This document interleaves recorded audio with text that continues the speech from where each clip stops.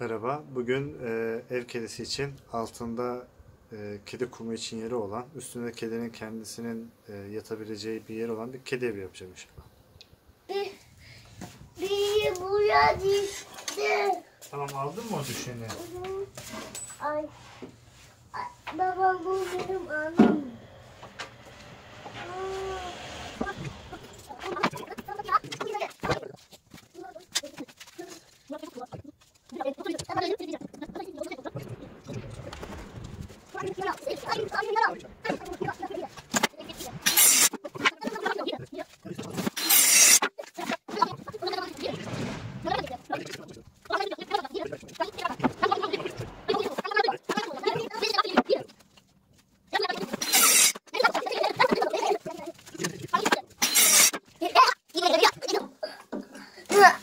Bak ben böyle yapmayı çok seviyorum baba.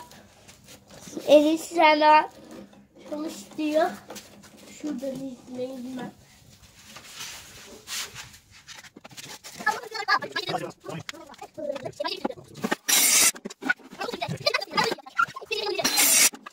Buradaki omur nereden çıktı? Galiba bizden mi? Evet, burada dün ben çıkmıştım. Minnoş'la bakacak mısın kızım? Diyorum. Baba bunu anam bunu. Bu da Bunları mı? abi. Al. İşte sen oyna, abin istediği zaman bölüşürsünüz. Gel, şuraya koydum hepsini. Biraz daha be.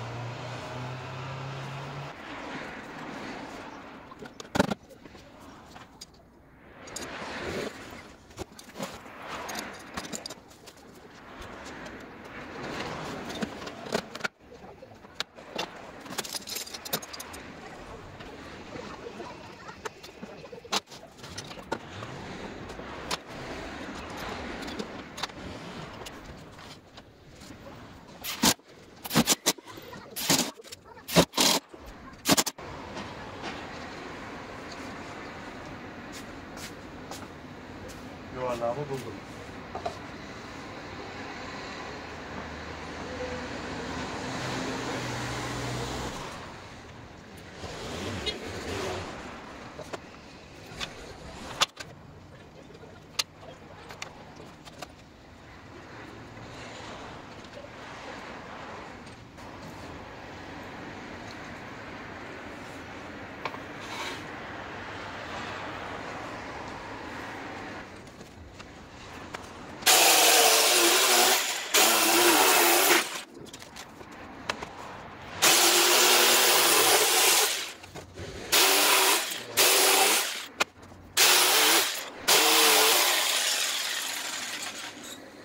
Oldu mu?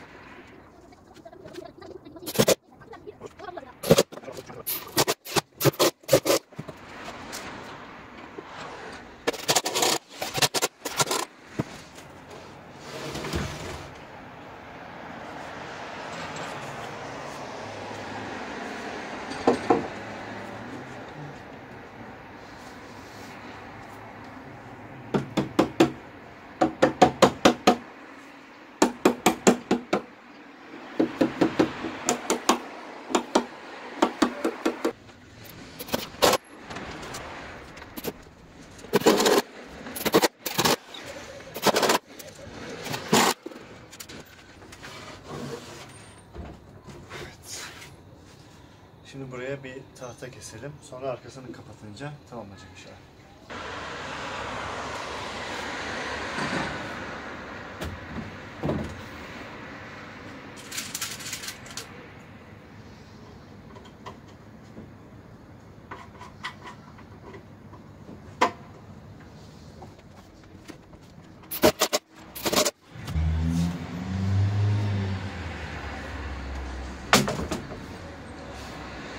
Üst tarafta kedi için yatma yeri, yuva.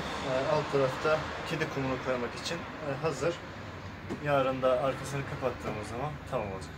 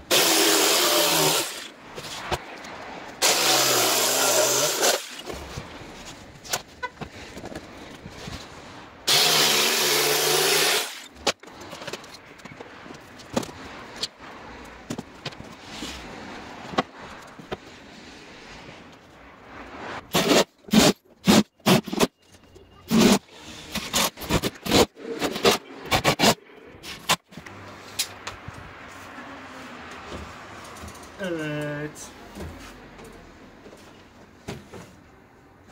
Evimiz hazır. Şimdi size ölçülerini vereyim. Kedinin kalacağı yerin genişliği içi 40 santim. Derinliği 35 santim. Kedi burada rahatça yatabilir. Çok geniş olmasın. Kendini rahat hissetsin diye. Küçük yaptık burayı. Alt tarafta kedi kumu için hazırladığımız kısım 54 santim genişliğinde, 40 santimde derinliğinde. Böylece bu plastik kedi kumu kaplarını içine rahatça sığabilecek inşallah. Birkaç santimde pay bıraktım. Kabın boyutuna göre değişebilir diye. Buraya şöyle bir siper koydum. Olmasın diye, kum dökülmesin dışarıya diye.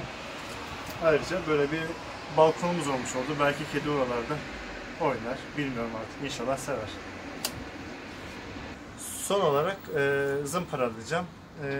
Şöyle ufak bir zımpara makinem var. Çok ses yapmayanından. Hızlıca zımparaya geçelim.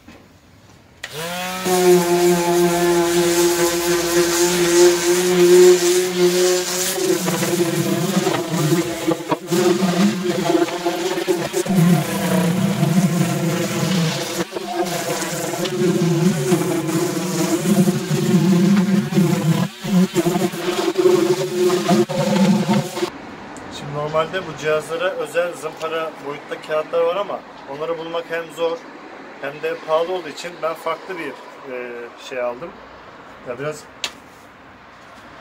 göründüğü gibi biraz büyük geliyor ama böyle çevirerekten farklı kenarlarına yapıştırarak kullanıyorum.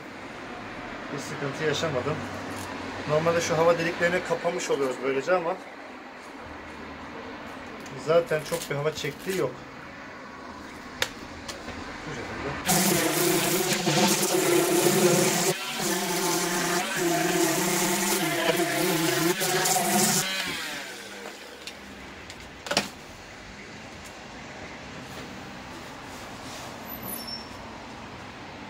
Evet.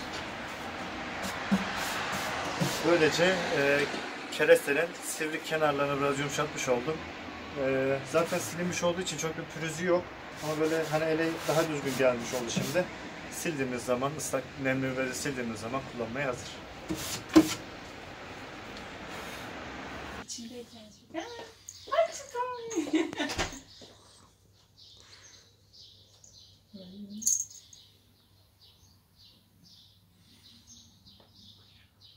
Neymiş o sütlaç?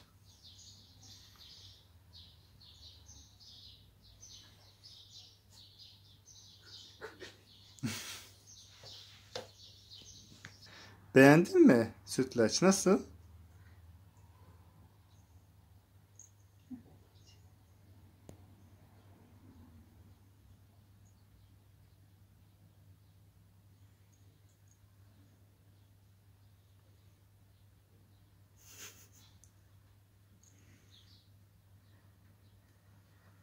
Şimdi senin özel anında kamera çekiyoruz ama. Hı.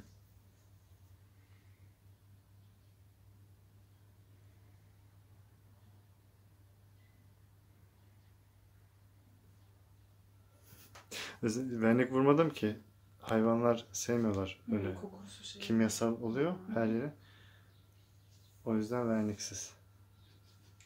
Bence beğendim. Bence de. Yani evden girdi şey. Sütlaç. Beğendin mi? Şu anı. Beğendin mi? Hani sen konuşsana bir cevap verirsen. Sütlaç. Güzel mi oğlum kutun? Saklanmaya yeri